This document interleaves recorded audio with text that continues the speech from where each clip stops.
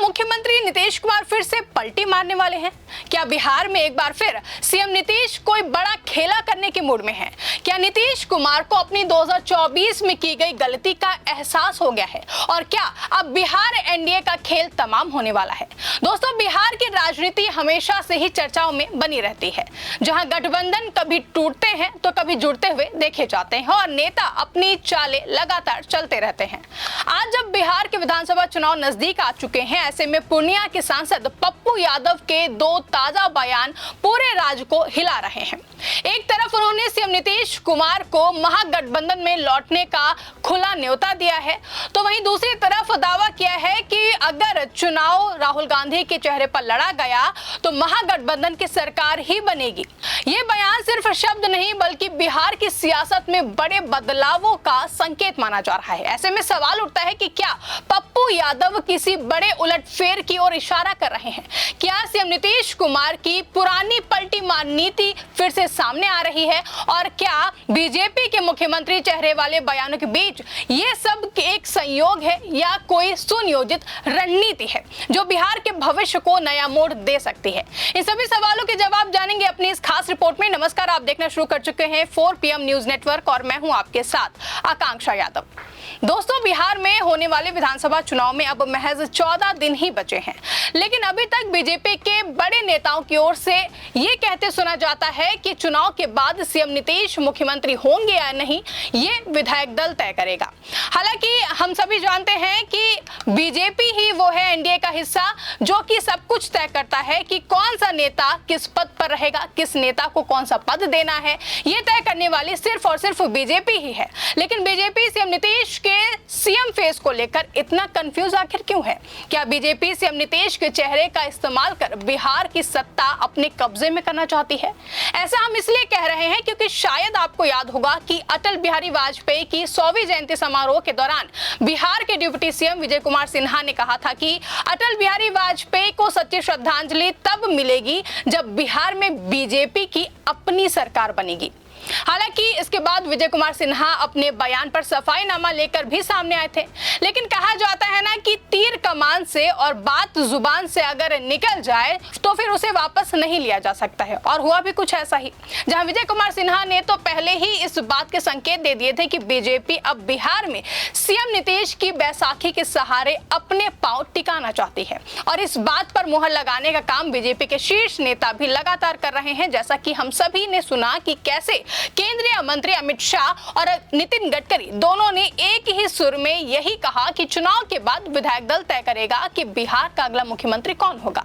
लेकिन बीजेपी शायद ये भूल गई है कि ये वही नीतीश कुमार हैं जो अपनी सीएम की कुर्सी को बचाने के लिए अक्सर पलटी मारने के लिए दुनिया भर में मशहूर हैं। इतिहास गवाह है कि जब नीतीश को अपनी कुर्सी का खतरा मंडराता हुआ दिखाई दिया, उन्होंने बिना देरी करते हुए एक गठबंधन से दूसरे गठबंधन में जाने का फैसला तुरंत ले लिया, जो कि एक बार फिर सीएम नीतीश कर सकते हैं, जिसके साफ संकेत तब मिले जब पप्पू यादव, जो खुद को कांग्रेस से जुड़ा मानते हैं लेकिन पूर्णिया से निर्दलीय सांसद चुने गए हैं, जो कि बिहार की राजनीति के एक बड़े चेहरे के तौर पर जाने जाते हैं, जो सीधे साधे शब्दों में कई बार कई राजनीतिक सच्चाई बोल जाते हैं। बीते दिन पटना में मीडिया से बातचीत में मुख्यमंत्री नीतीश कुमार को लेकर भी बड़ा बयान दे गए, जिसमें पप्पू यादव ने दावा किया कि चुनाव के बाद नीतीश कुमार कांग्रेस के साथ आएंगे तो उनका भव्य स्वागत और सम्मान होगा।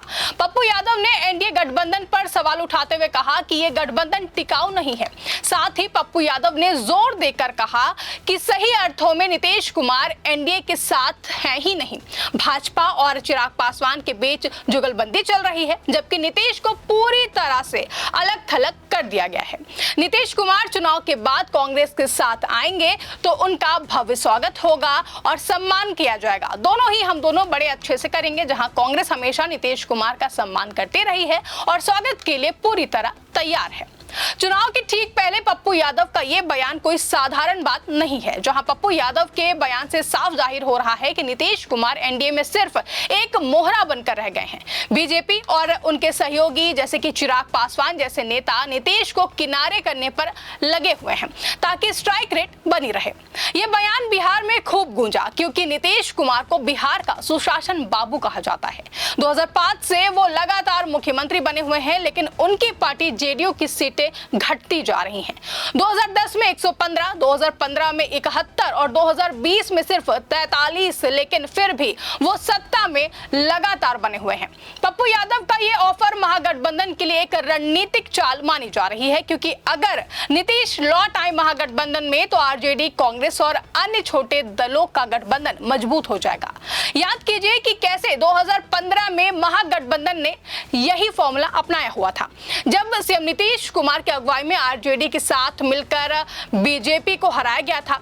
लेकिन 2017 में नीतीश ने पलटी मार ली। ऐसे में सवाल उठ रहा है कि क्या अब फिर वही इतिहास दोहराया जा रहा है? क्या एक बार फिर से नीतीश कुमार पलटी मार सकते हैं? अब आते हैं पप्पू यादव के दूसरे बयान पर, जिसमें उन्होंने कहा कि हमारे नेता हर कुर्बानी करने को तैयार हैं। हम चाहते हैं कि बिहार हर परिस्थिति में बचे। जनता चाहती है कि इंडिया गठबंधन की सरकार बने। जनता कहती है कि हम राहुल गांधी के संघर्ष और उनके विचारों के साथ हैं। जनता कई कदम आगे है और हमारी पार्टी और राहुल गांधी को लेकर पूरी तरह से स्पष्ट है। हर परिस्थिति में हमें राहुल गांधी के नेतृत्व में चुनाव लड़ने की जरूरत है। बता दें, पप्पू यादव का ये बयान महागठबंधन के अंदर की उलझनों को सुलझाने की कोशिश लगता है। महागठबंधन अगर राहुल के चेहरे पर लड़े तो युवा और महिलाएं जुड़ सकती हैं। याद रखिए कि 2024 के लोकसभा चुनाव में इंडिया गठबंधन ने बिहार में अच्छा प्रदर्शन किया था। अगर नीतीश को लौटने का ऑफर जोड़ दे तो ये फॉर्मूला कारगर साबित हो सकता है। ऐसे में पप्पू यादव का ये बयान बड़ा संकेत देता है कि महागठबंधन में बड़ा बदलाव होने जा रहा है और सीएम नीतीश फिर से महागठबंधन के हो सकते हैं। सूत्र कहते हैं कि बिहार में एक बार फिर से इतिहास खुद को दोहरा रहा है। नीतीश कुमार बिहार के सबसे लंबे समय तक मुख्यमंत्री रहने वाले नेता हैं, जिन्होंने 9 बार शपथ ली, लेकिन उनकी राजनीतिक पलटी के लिए वो अक्सर ही देश भर में मशहूर रहते हैं। आसान शब्दों में कहें तो नीतीश जी हमेशा सत्ता के साथ रहते हैं, चाहे गठबंधन बदलना पड़े। उनके फ्लिप फ्लॉप्स की अगर कहानी देखी जाए तो 2005 में सीएम नीतीश ने एनडीए के साथ शुरुआत करते हुए बीजेपी के साथ मिलकर सरकार बनाई। 2013 में पहली पलटी मारते हुए पीएम मोदी को पीएम कैंडिडेट बनाए जाने पर बीजेपी से अलग हो गए और मुस्लिम वोट बचाने की कोशिशों में जुट गए, जिसके बाद 2015 में महागठबंधन यानी कि आरजेडी और कांग्रेस के साथ वापस लौटे और फिर से जीत मिली। लेकिन 2017 में फिर पलटी मारते हुए एनडीए में वो वापसी कर लेते हैं और फिर 2022 में दूसरी बार बीजेपी से नाराज होकर लालू के साथ चले गए। लेकिन जनवरी 2024 में लोकसभा चुनाव से ठीक पहले फिर से एनडीए का दामन थाम लिया। ये 5 बड़ी पलटियां बताती हैं कि नीतीश कुमार सत्ता के लिए कुछ भी कर सकते हैं।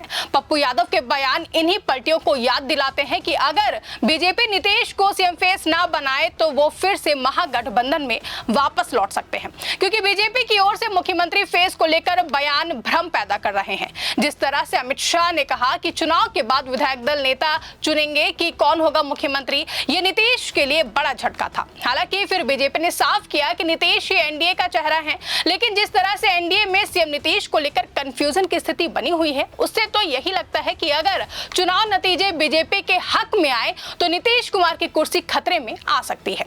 सूत्रों का कहना है कि बीजेपी की रणनीति है कि बिहार में मोदी ब्रांड को आगे रखना है और नीतीश को बैकअप के तौर पर इस्तेमाल करना है। लेकिन पप्पू यादव के दोनों भाषणों को अगर जोड़कर देखें तो तस्वीर साफ होती है। पहला बयान नीतीश को लुभाने का कि महागठबंधन में लौट आओ, इज्जत मिलेगी, और दूसरा राहुल को मजबूत करने का कि चुनाव उनके चेहरे पर लड़े तो जीत पक्की है। पप्पू यादव के ये दोनों बयान एक दूसरे के पूरक हैं। अगर नीतीश एनडीए से नाराज हुए, जैसा कि बीजेपी के बयानों से जाहिर हो रहा है, तो महागठबंधन में उनकी वापसी तय है। यानी बिहार में बड़े बदलाव के संकेत साफ नजर आ रहे हैं और ये बदलाव बिहार को नया रूप दे सकता है। अगर महागठबंधन राहुल और नीतीश फॉर्मूला अपनाए तो एनडीए हिल सकता है।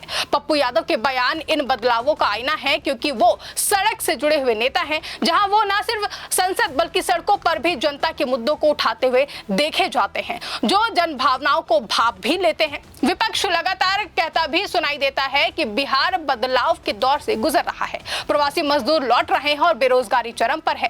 जाहिर है कि बिहार की जनता इस बार बदलाव के मूड में है। ताजा सर्वेज में भी तेजस्वी यादव को ही पसंदीदा मुख्यमंत्री के तौर पर जनता की पहली पसंद बताया जा रहा है। ऐसे में माना जा रहा है कि जो लहर फिलहाल बिहार की राजनीतिक गलियारों में बह रही है उसे नीतीश कुमार भी भांप चुके हैं। साथ ही शायद अब नीतीश ये भी समझ चुके हैं कि जो सम्मान उन्हें महागठबंधन में मिलता था और मिल सकता है वो बीजेपी के साथ रहते हुए एनडीए में कभी नहीं मिल सकता। फिलहाल आपको बता दें कि चुनाव 6 और 11 नवंबर को हैं, जिसके नतीजे 14 नवंबर को सामने आएंगे। तब तक ये सस्पेंस लगातार बरकरार रहेगा, लेकिन इतना तो साफ है कि पप्पू यादव के बयान सिर्फ शब्द नहीं बल्कि एक नए बदलाव की आहट है। अब देखने वाली बात यह होगी कि क्या सीएम नीतीश कुमार बिहार में एक बार फिर से पुरानी कहानी दोहराएंगे। लेकिन एक बात तो पक्की है कि बिहार की राजनीति कभी शांत नहीं होती और अगर सीएम नीतीश ने चुनाव से पहले पलटी मारी तो बिहार चुनाव से पहले बीजेपी को बड़ा झटका जरूर मिलेगा, जो कि बिहार एनडीए के सभी दावों और वादों की हवा निकालने का काम करेगा। फिलहाल के लिए इस खास रिपोर्ट में बस इतना ही। ऐसी तमाम बड़ी रिपोर्ट्स के लिए आप देखते रहे 4 PM और इस खबर को लेकर आपकी क्या राय है कमेंट करके हमें जरूर बताएं। साथ ही साथ वीडियो को लाइक और शेयर करना ना भूलें।